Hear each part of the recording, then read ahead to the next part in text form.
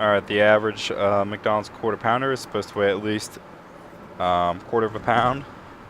Since you are a statistician on McDonald's quality control team, you're assigned to test this claim. And first two questions: what's the null and alternative hypothesis? And we are trying to prove, in this case, that the average quarter pounder is at least 0.25 pounds. The alternative hypothesis is what you're always trying to prove. So in this case, we're trying to prove that mu, which would be the population average weight, is greater than equal to 0.25. And it's inclusive that's greater than equal to, because it's supposed to weigh at least 0.25 pounds. So careful with that. Where if I said in the problem instead weigh more than 0.25 pounds, then you just want mu is greater than 0.25.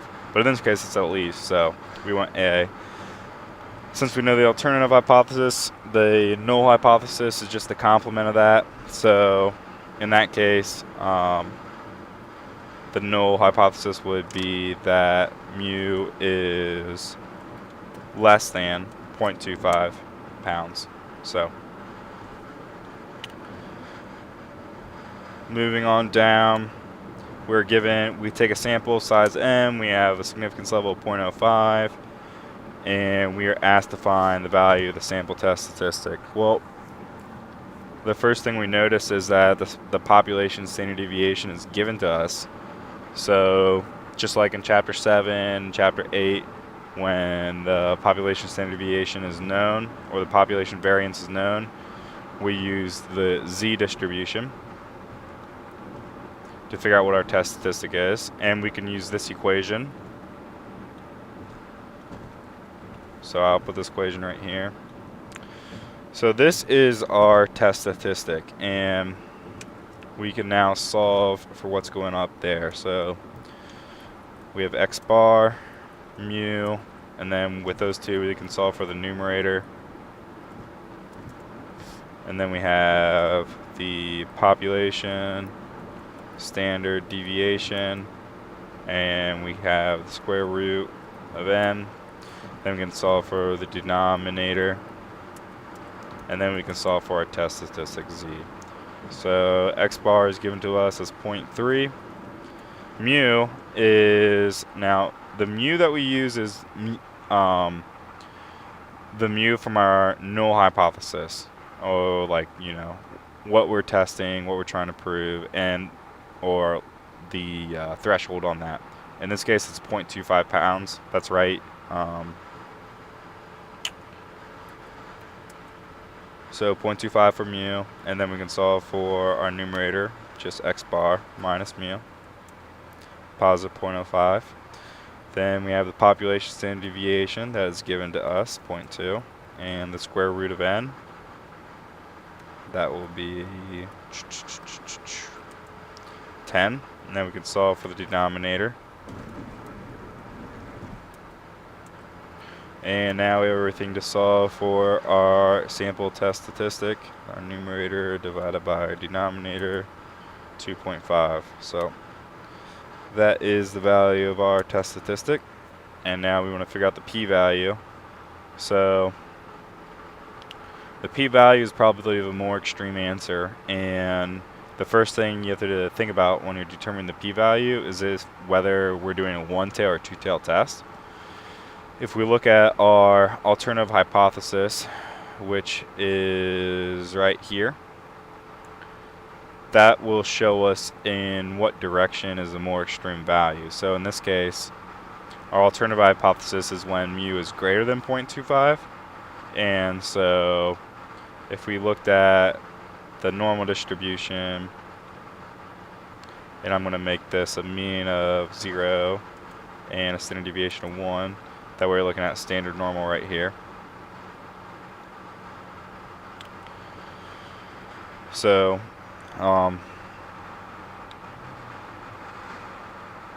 we have our p-value, which is the probability of a more extreme answer than what we got from our sample test statistic. Our sample test statistic is 2.5. So our z-score is 2.5. And now we are interested in this white shaded region. I'm going to zoom in. It's probably way too much. Alright, so this white shaded this is the point 2.5 of where our sample got. And this was, this is the z distribution, so the mean is 0. And if we were to get a more extreme answer, which would be synonymous of getting a sample with a larger x bar, because if the population average size of a quarter pounder actually was 2.5 pounds, then the likelihood of getting something farther and farther away from that 2.5 becomes less and less as we look at the x bar getting greater and greater. So the probability of a more extreme answer would be the probability of x bar is greater than 2.5. And it's when we look at the alternative hypothesis is mu greater than or equal to 25, so, or 0.25. So it's just like a right tail test. And we can only get a more extreme answer on the right tail. So going back to the problem, our p-value equals probability of a more extreme test statistic, which is equal to the probability that z would be greater than 2.5. And so we know how to find the probability of z being greater than 2.5. We just look that up in the table.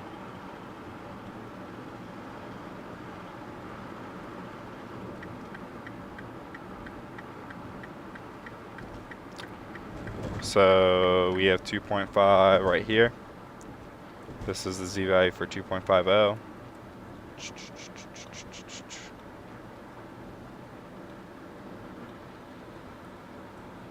And on the standard normal table, we know that's always a probability that z, or the z-score, will be less than, or the standard normal random variable will be less than the given z-score. So that probability is the probability that z will be less than 2.5. So the probability that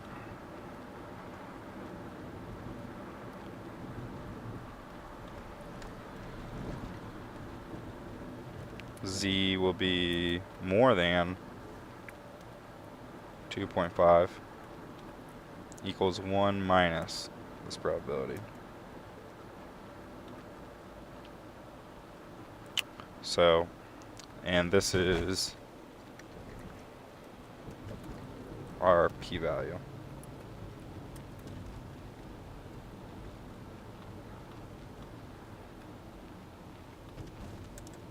So our decision rule is always, when we do, this is the p-value method, our decision rule for when we do the p-value method is that if the p-value is less than our level of significance, then we reject the null hypothesis.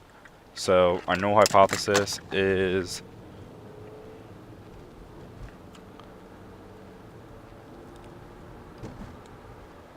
that mu is less than 0.25, our level of significance is 0.05, and our p-value is 0.006.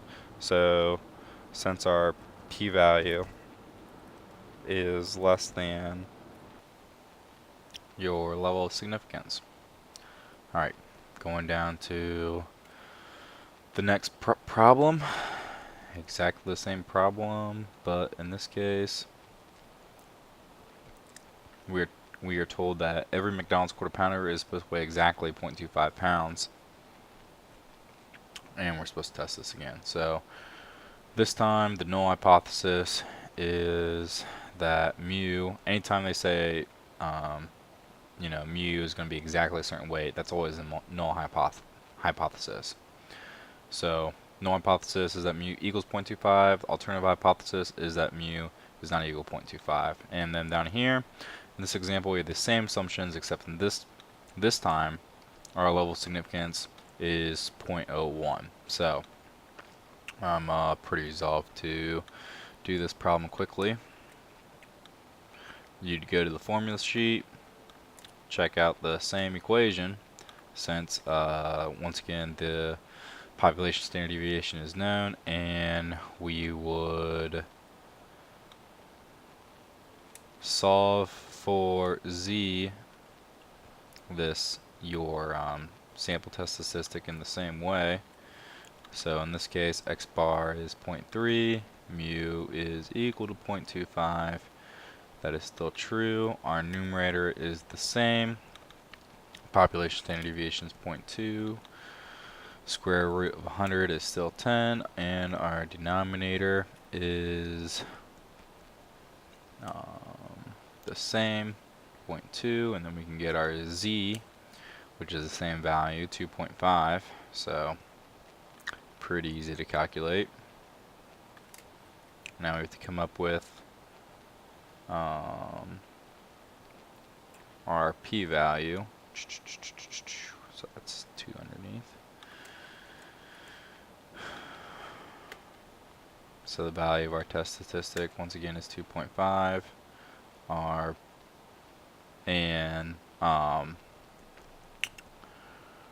You know, the p-value is the probability of a more extreme test statistic. And whenever you're calculating the p-value, it's the probability of a more extreme test statistic, but with the assumption that the population truly follows the null hypothesis.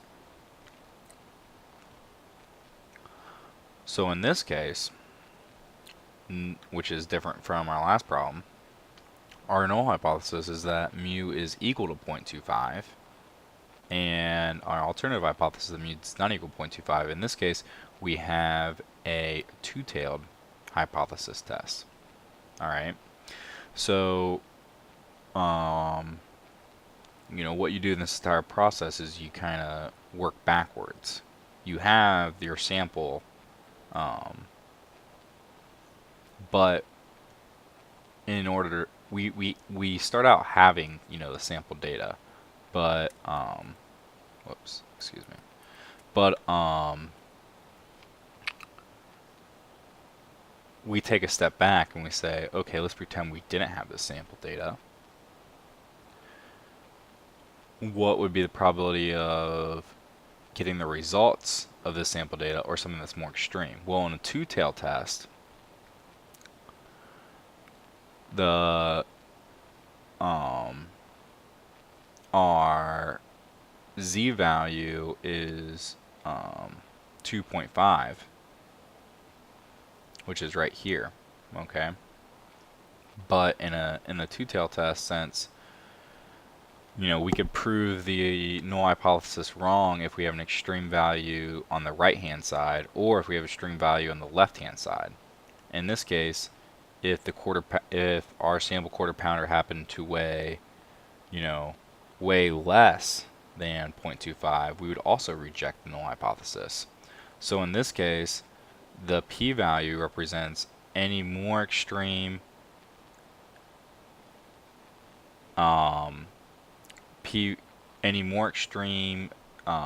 x value or more extreme z-score from our sample information on the right-hand side or on the left-hand side as well.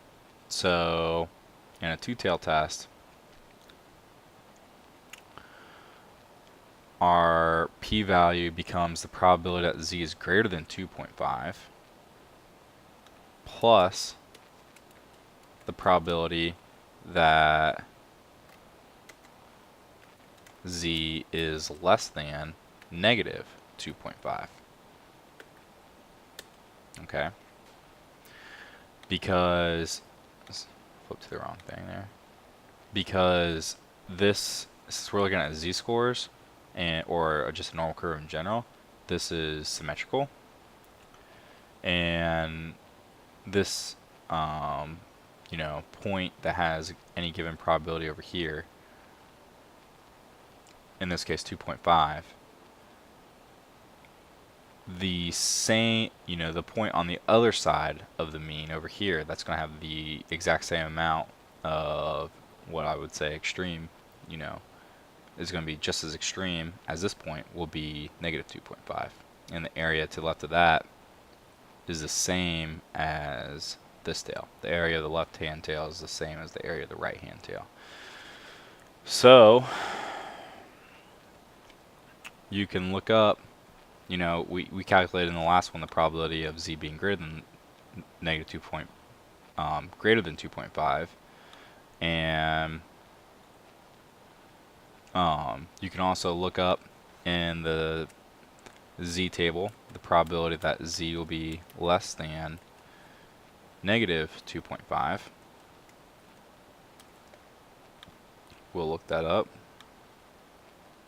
Negative 2 point, here's our 5 column.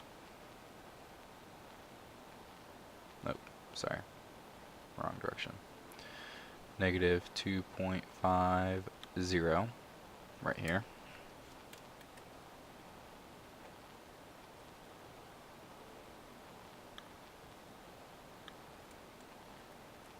So, you know, hopefully you kind of knew what to expect here. The probability, this is, you know, this just represents the probability of the left-hand tail, which would be this region, you know, left of 2.5 right here. And this probability that z will be greater than 2.5, just represents the right-hand tail, which is their equivalent. So, you know, the probability, our p-value, this is no longer a p-value, and I'll move this. It's right there, maybe. Our p-value is both of these tails, which goes to show in the textbook, or maybe it's just easier for you to think about it, when you have a two-tail test, the value of the p-value is just going to be 2 times the probability of either tail, since both tails are equal.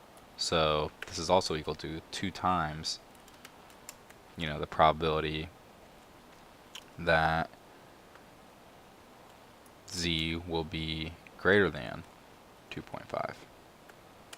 Or you could do the probability that z is less than negative 2.5. You know, it's the same answer. So 2 times right there. You know, same answer. So that's our p-value. And this is obviously, you know, twice the p-value as our other, the previous problem. So not surprising. Now we state our conclusion. In this case, we do not reject HO. And that's because our p-value is greater than our level of significance. That's another thing that changed between this problem and the last problem. This problem has a level of significance of 0.01. So since our p-value is greater than our level of significance, we do not reject. Now I go on and say, suppose that instead of the p-value method, which we did the p-value method as soon as we found the p-value and then used that to state our conclusion, we solved using the critical value approach. Find the upper and lower critical z values. If there's no upper or lower critical z value, leave the answer cell blank. So the upper z critical value is simply the point on the z curve that if our sample statistic is greater than that, we reject. So in order to figure out what that point is, we don't have to know anything about the sample. We just look at our level of significance, which is 0.01. Our level of significance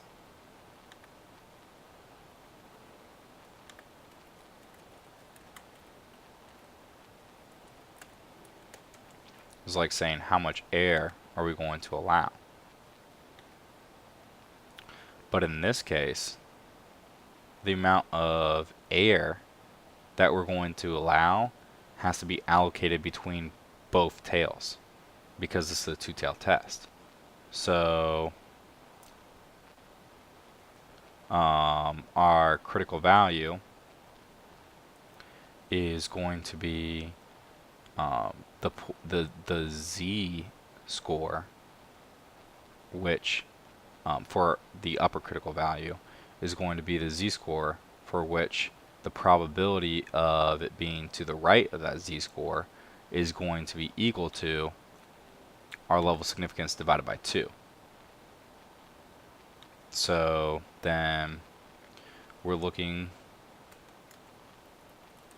for Z, or I'll just put Z1, or let's just put Z asterisk Z star, such that the probability of Z being greater than Z star is equal to 0.005.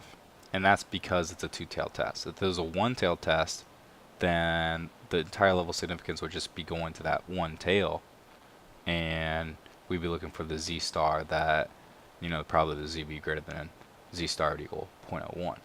So to figure this out, we just go to our standard normal table and we look for the probability of 0.005,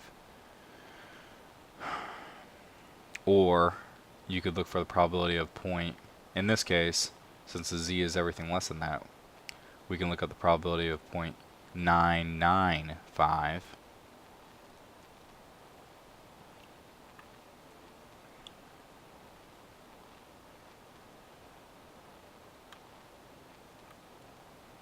So it's in between those 2 points. Looks like we can call it, you know, I just like throwing it right into the middle because it's simple. So I'll say 2.75, since that's right in between 2.7 and 2.8.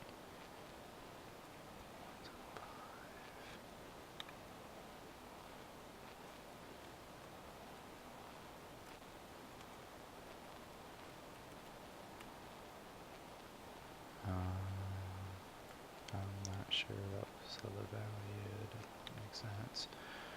2.575. So 2.575.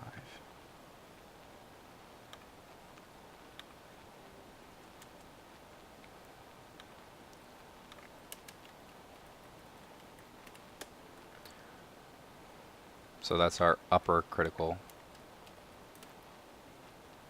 value.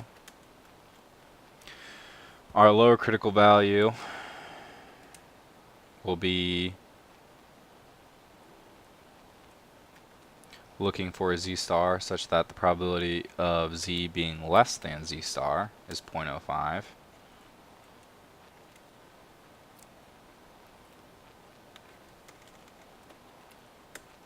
So we can look at this again and this time find the probability of 0.005.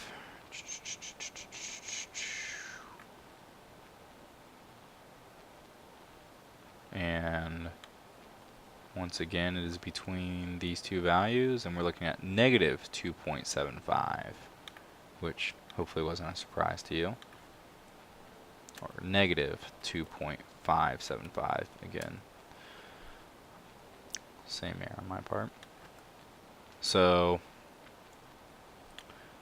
and that's because, you know, the probability of each of these tails is the same, so you're going to get the same Z score, or the reflective Z score. So there's our upper Z critical value, right there, and here's our lower critical z-value. So the critical region is any value greater than any z-value greater than 2.575 or less than negative 2.575. So it's the two tails. And true or false, your sample statistic falls within the critical region. Our sample test statistic is right here, 2.5.